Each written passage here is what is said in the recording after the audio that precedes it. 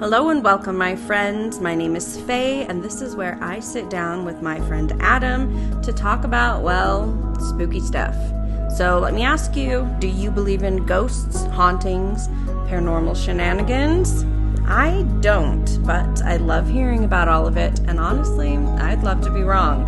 My friend Adam, he does, and he has a lifetime of experiences to back it up. So, buckle up, because today we're talking about The Conjuring.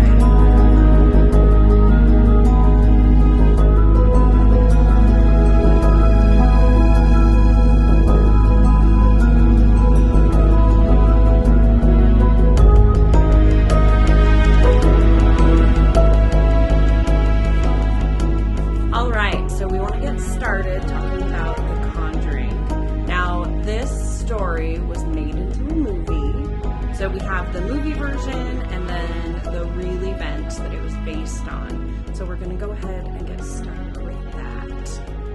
Adam. Can't wait. When I say The Conjuring, what do you think? That's stupid, because I did that for Skinwalker Ranch. You can ask me on every episode. You can be like, what do you think of? And I say, fireflies in the night, a crisp autumn breeze.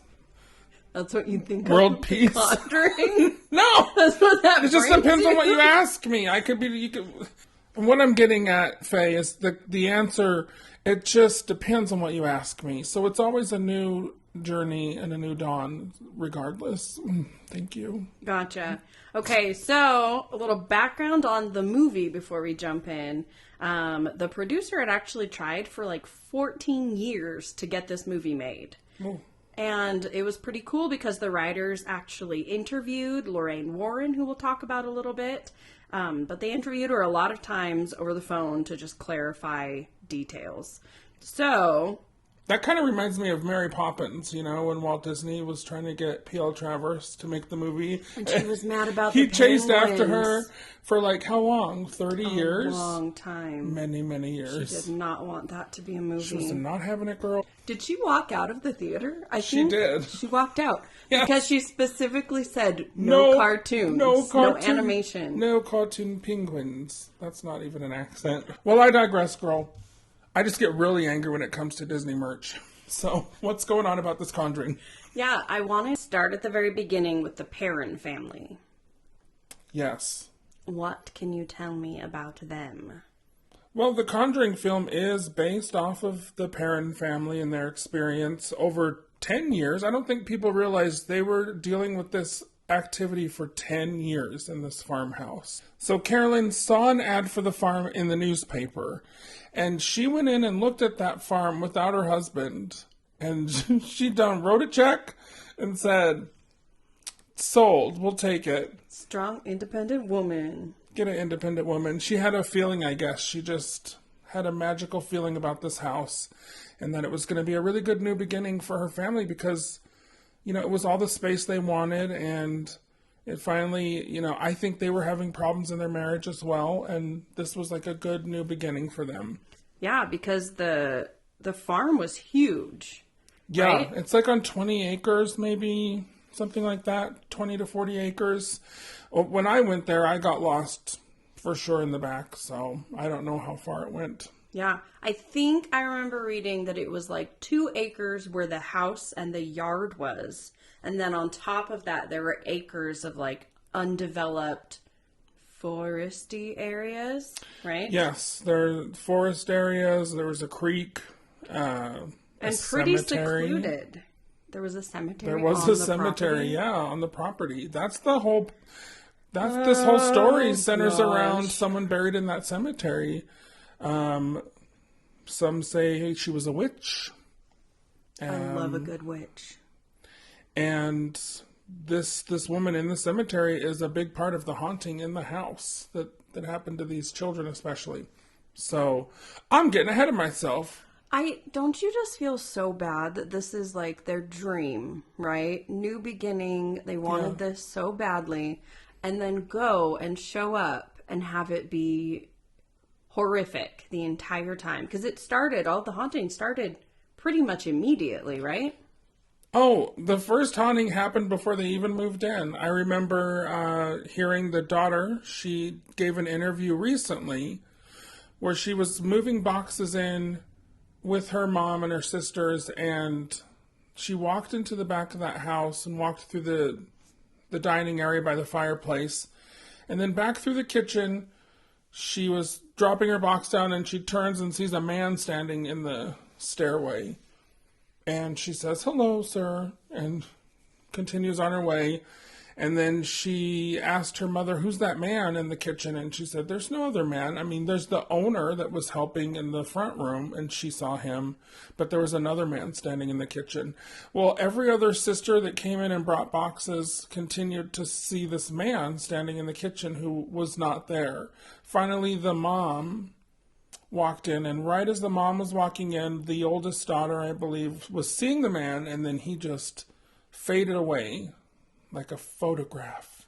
If that's She watched him fade, like she watched him happen? fade away slowly, like like a reverse development in a.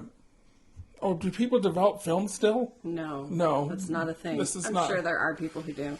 I only know this. Take the boxes back to the truck.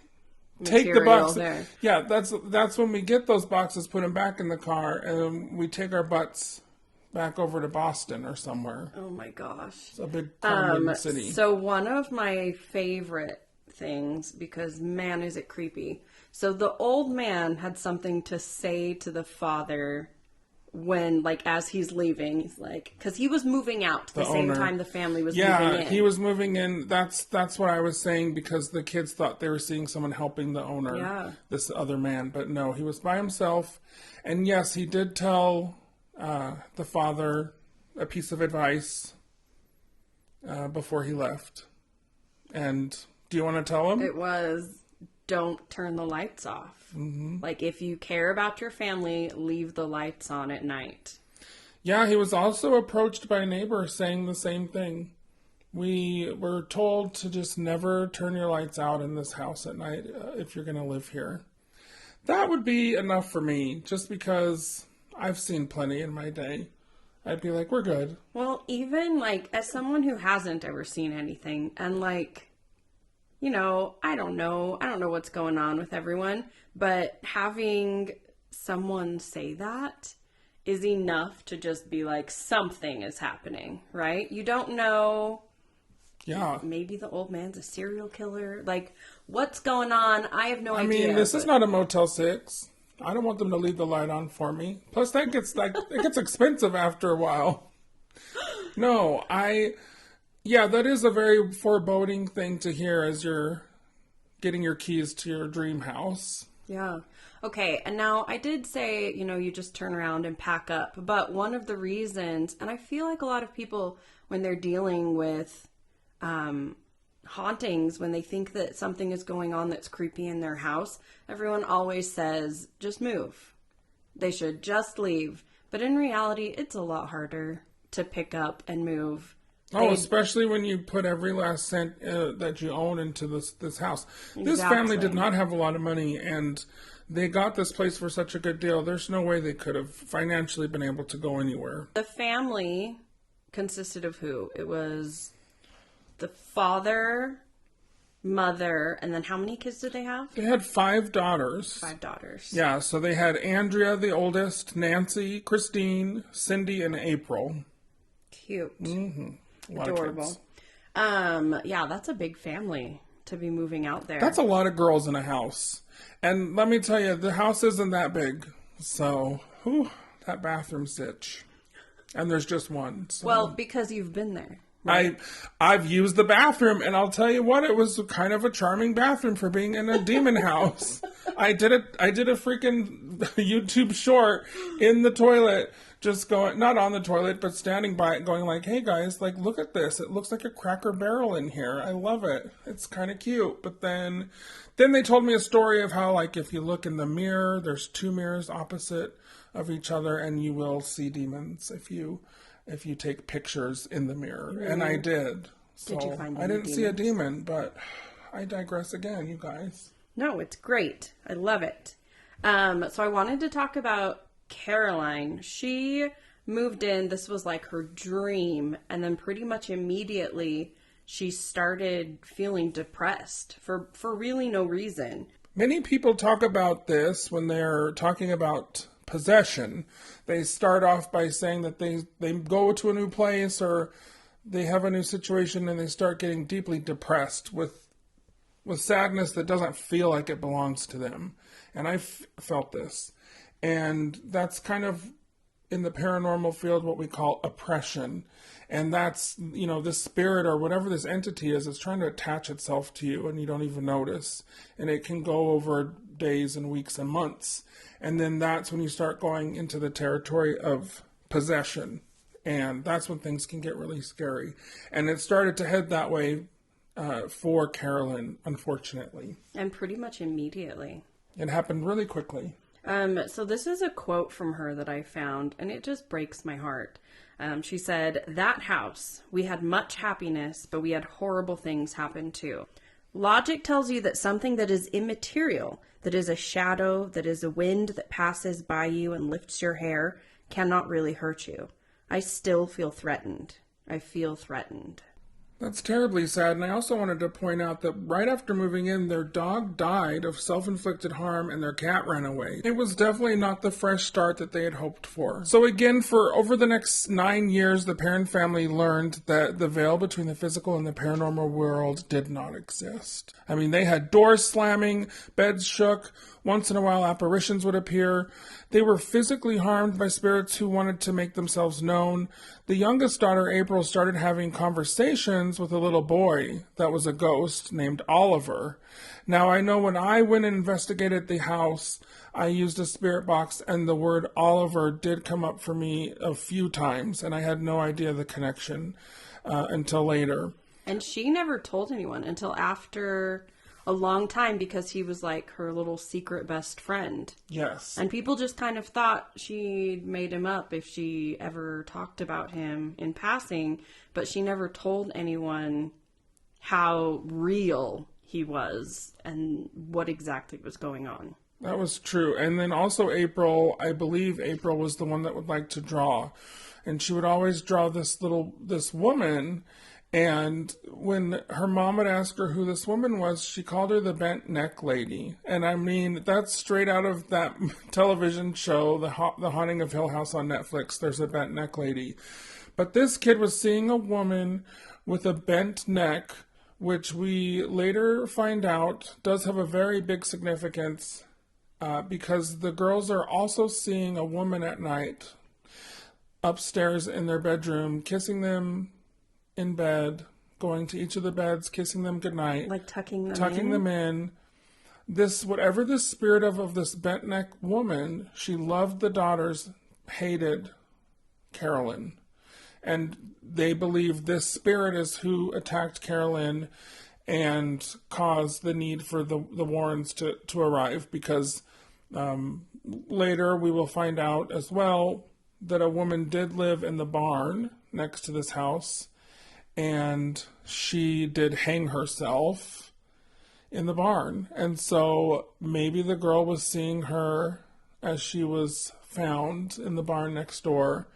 In any case, when I was in the basement doing a spirit box session, little did I know that right behind me was one of the old bookcases from April. And it was sitting there, and she had drawn this picture of the bent neck woman in this bookcase, and I have a picture of it I could share somehow if I could, but it's terrifying. It is a woman, and her head is snapped off to the side, and it's the drawing of a kid that is seeing something from not from this world, and it still gives me chills to think I was alone down there by myself in this basement where the kids were seeing things. Where else should we be going? There's so many stories to tell. Well, one that I really loved, I loved it. That makes it sound like I really enjoyed it. It just was super creepy to me. So they said that the first night that they were in the house, one of the youngest girls went to Andrea, the oldest, and she said that the younger one, kept hearing voices saying there are 7 dead soldiers buried in the wall. It was just over and over and over again gosh. that she was hearing this. No, not today, Satan. It's okay, so let me just tell you this. I didn't realize that connection. For those of you who don't know, I also have a YouTube channel, and I went to the Conjuring House last fall to spend the night and do an investigation at this house. And if those of you who have done, it's called the Estes method. If you don't know what it is, it's where one person, they get a set of headphones where just white noise is played into your headphones, and it's connected to kind of like a radio that just scans through the frequencies at a very fast rate. It just scans through channels, and you'll get words that'll pop out. If you're getting entire sentences coming out through the white noise, that's just not possible because it's going through each channel, 3 a second. So you should not be hearing entire sentences. But I did hear sentences that night in the basement of the Perron's house. And one of the voices did continue to say the number 7. And it also talked about soldiers. It kept saying gunshots and then buried. And so I'm sitting by myself shouting this out to a team of investigators, and they're just writing it down. And I guess I had said a lot of things about soldiers, about a war, and the number 7 and being buried, and then Oliver. I did say all those words, which meant nothing to me. I had no idea what I was saying. So that's very interesting. That's the kind of thing that's fascinating to me when you find out, like, afterward, where you go without knowing, and there are all these correlations and things that make sense when you put them together. And that, to me, is what is so intriguing about all of this. Yeah, if anything, even if you don't believe, there is still something pretty interesting about it. Because I try and stay very skeptical myself, but after a certain point, I can't. And this house is one of those few places I've been where I definitely felt something that was so much stronger than just like a haunting. There was something much bigger going on in this land or this area. I don't know if it's Native American, but it's the same kind of feeling I get over at Skinwalker Ranch and some other places I visited. So I think there's a lot more going on than just this farmhouse. Right, and just like ghost haunting kind of a thing. So beyond spirits, if you had to like guess, because as someone who I have no idea, do you have a label that you could maybe put on it? Like, what are the kind of... I just think the land is so ancient. You've got the Native American tribes that lived on that land. You had the Revolutionary War that was being fought on that same land, which is interesting because they're seeing dead soldiers. Right. So they very well could have been soldiers that have died right where the house is. And then you walk out back along this creek where locals tell stories of hearing laughter of children at the water, and those are tales that have been going for hundreds of years. And then you've got the cemetery in the back with the woman buried who died in the barn and is considered by many people a witch that was after the mother Carolyn, which they say that this woman... So would she be considered a spirit? Like, what is the difference? She's obviously got malevolent intention, but like, what's the difference between feeling spirit presence, malicious spirit presence, versus like demonic? Well, so the family, they learned about this woman that used to live next door. Her name was Bethesda Sherman. She was married and they were told that she had 4 children, and according to local folklore, she killed her children and offered them to the devil. And so that's why they're saying this woman was a witch, that was haunting the house. Yeah. Oh, gosh. They couldn't prove that she did it, but they did say that one of the babies was found with a large sewing needle pierced in its head. And so she loved to, like, torture her children. And she was also a babysitter, so she watched other people's children. Now, when I went and did more research on my own, I found that Bethesda, What is...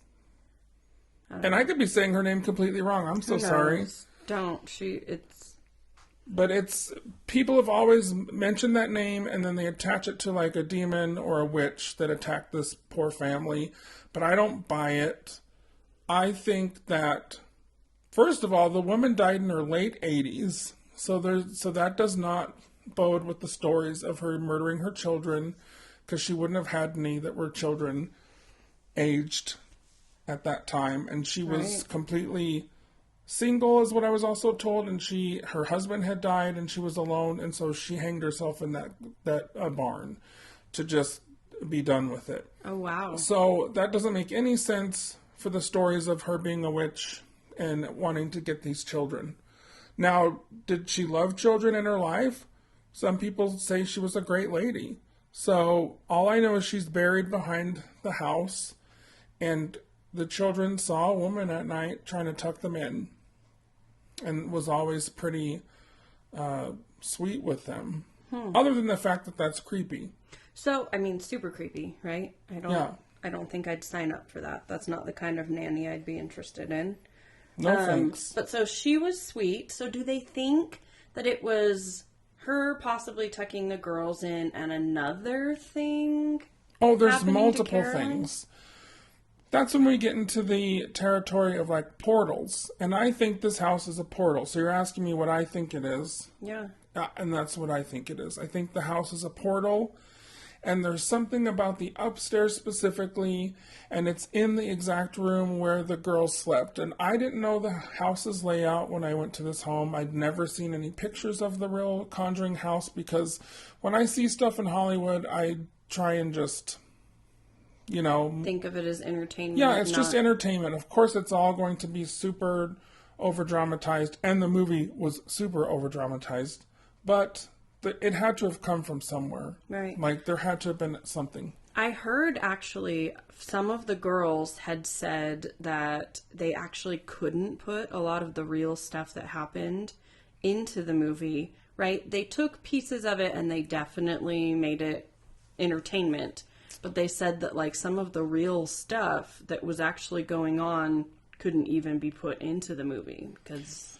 Yeah, so Andrea Warren says this, there is a scene at the end of the film where Carolyn is possessed, and they're performing a full-on exorcism in the basement, the same basement where I sat and was hearing about dead soldiers and bent neck ladies. By the way, by myself when I was doing that. Why would you in the do basement? That? Why? Because I'm crazy.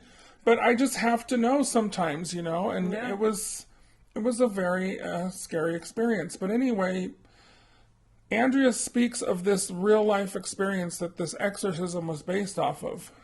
So the mother...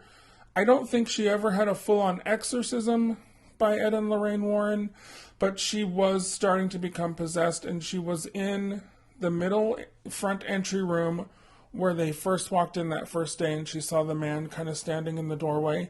So Carolyn was in a chair, and I think she might have been restrained because she was starting to speak in tongues, and she was starting to hurt herself, and she had more strength than she should have had. I mean, people were having to hold her down, and I remember Carolyn said she had thought that her mom had died that night because she watched her fighting whatever this evil was inside of her, and she said she saw her be thrown across the room. She saw her chair levitate, and she saw her mother be flung like a rag doll.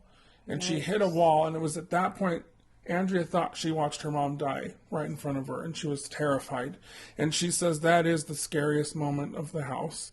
There was an issue with Roger and Ed Warren, and I know that Roger ended up punching Ed Warren in the face, and they were never allowed to come back to the house again. Yeah, the dad full on kicked him out.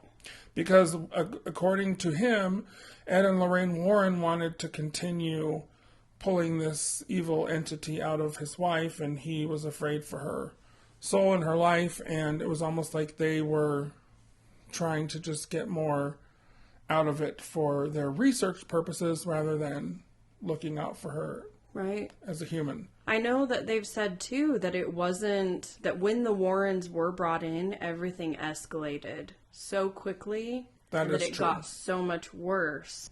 So it was interesting to me, something that Lorraine Warren said, and because they went in and really kind of, everybody says that they stirred everything up a little bit more. I thought it was fascinating that this is something she'd said. When you give recognition, when you go into a place where haunting phenomena is going on, you give it recognition, you give it energy, and then it can do whatever it wants. And so having known that as they were going in, and obviously with their work and their jobs, that's kind of what they do. And this poor family had to live with that and have all of these awful things happen in conjunction with that, right? Even if they were going in trying to do their best and to help, it did make things harder for the family. It reminds me of a lot of paranormal television shows that I've either worked with or I've seen with my eyes on the television, of these people coming in to help these poor families that are losing their minds with terror. And 9 times out of 10, they'll do a little, where are they now sort of deal. And they almost always say that the activity has progressed or it's not stopped whatsoever. And it's almost like some of these people come in here because they just want to have that much better of a story to tell when they walk out and leave. I'm not saying that's what the Warrens did, so don't come for me, people, in the comments. Because the Warrens are held on a very high, prestigious level amongst paranormal investigators. They are the gold standard. But then I've heard other stories too. You know, they were human. Yeah. And I'm sure they were wonderful people, but I'm sure that they also did things that maybe didn't help the situation with this family specifically. Mm-hmm. And that's kind of how Andrea felt about things too. Yeah. Okay. I have a question about the doll. Annabelle? Yeah, that one. What can you tell me about that? Because, okay, it's a freaking Raggedy Ann doll. And I was Raggedy Ann for Halloween once, and my little brother was Are you Andy. Annabelle? No, I'm not. Are you a demon? demon? But I had no idea that it was that doll, because I'd always heard it Raggedy Ann, not... Oh, hey, I think it makes it creepier that it's a Raggedy Ann doll. It is the creepier. one they use in the film is laughable to me because it just looks crazy. Like, no one would ever give their kid a doll that looked like a demon like that. But a Raggedy Ann doll, there's something so much more insidious and... It seems like wholesome to me. But then if you think about it, someone bought me a Raggedy Ann doll that's an exact replica of the one that is the Annabelle doll that's kept in a case with a crucifix behind glass to keep the demon in. And it's in my, it's under my stairs right now.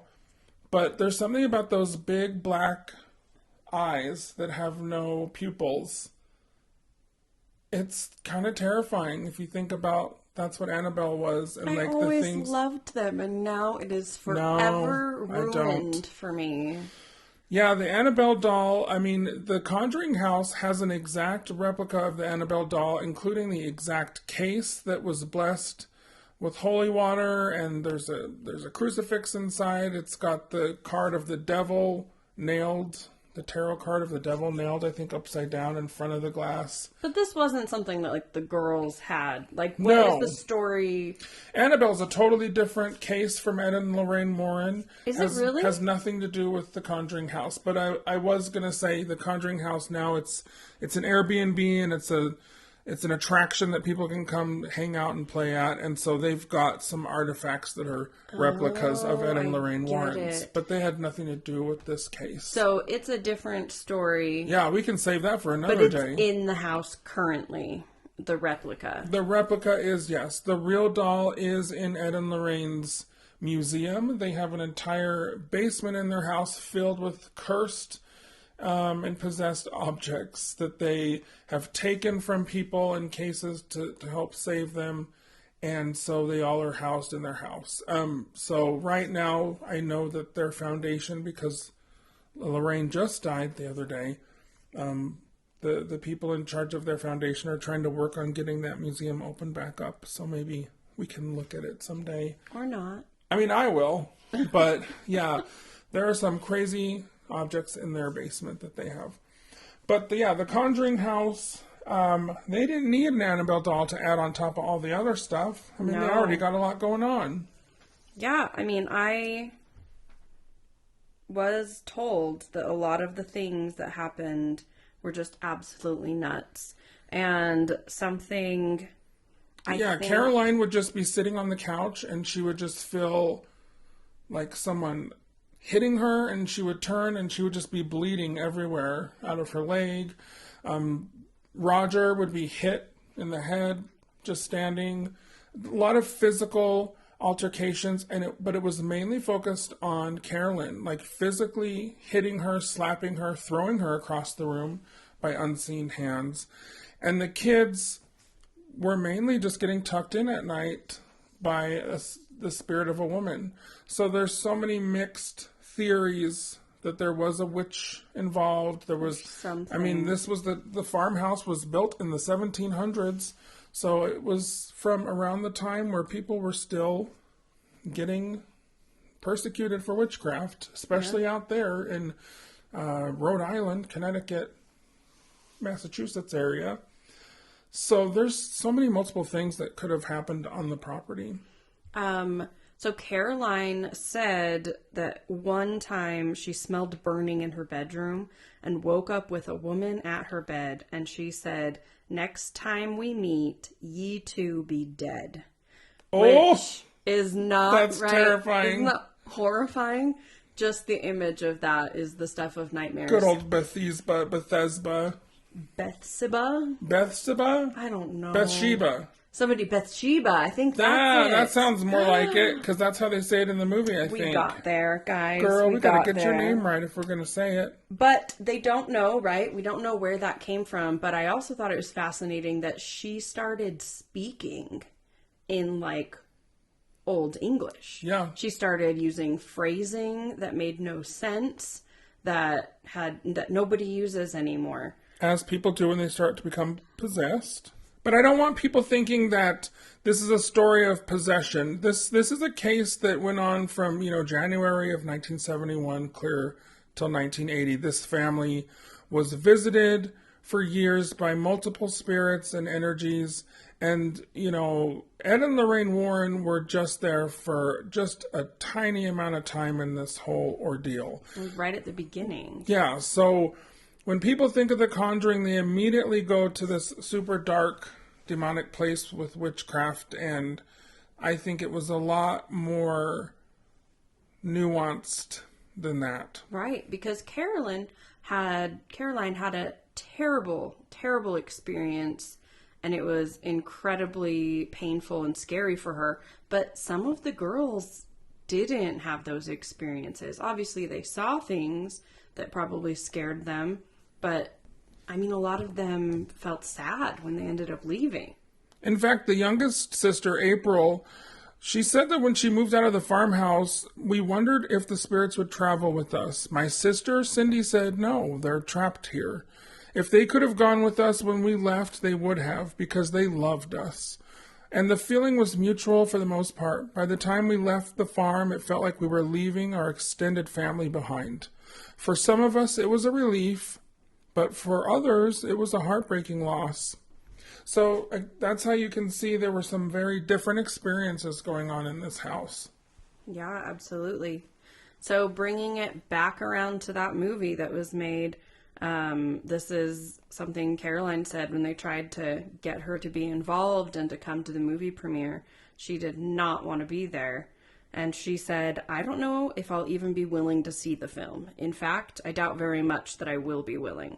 For the same reason that I'm unwilling to ever go back to the house. Especially to ever go inside the house again. I never would.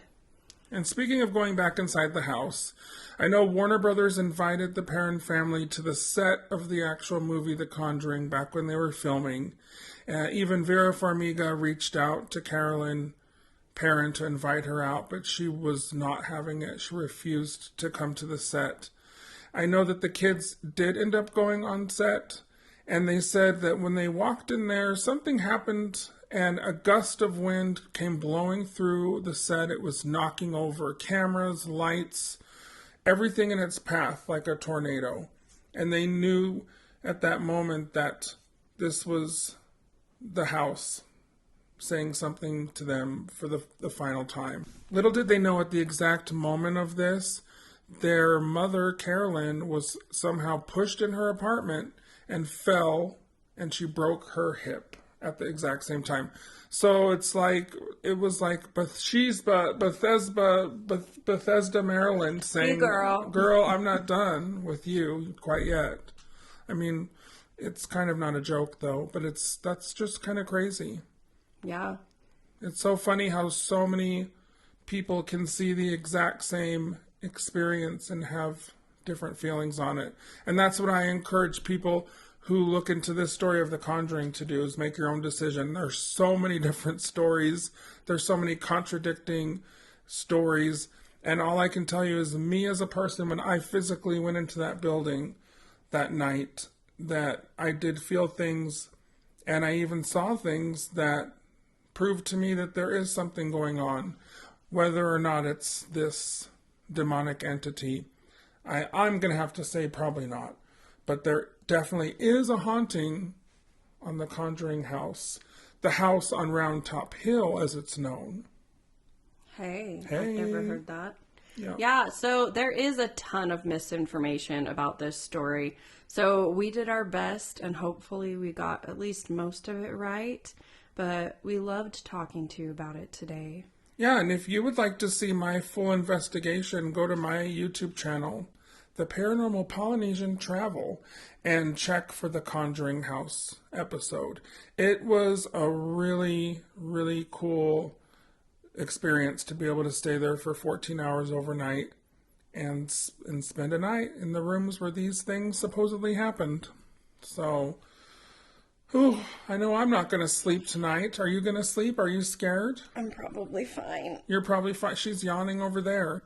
It's time to get you your sippy cup and a little, your nappy nap. I'm going to tuck me in, sing you a little lullaby. I'm going to tuck you in like that, but oh, for hell's sake. Oh, I can't. So, this brings us to our final question, Faye. To believe or not to believe? That is the podcast. That is the question. What do you think? Question of the day. Carolyn definitely went through some stuff, right? But when it comes down to it, I wonder...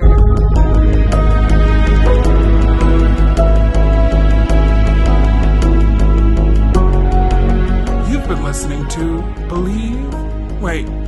You've been listening to...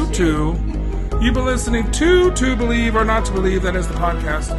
I'm your host, Adam, along with Faye. We would like to wish you a good day. Please subscribe so that you get more podcasts from us. Okay?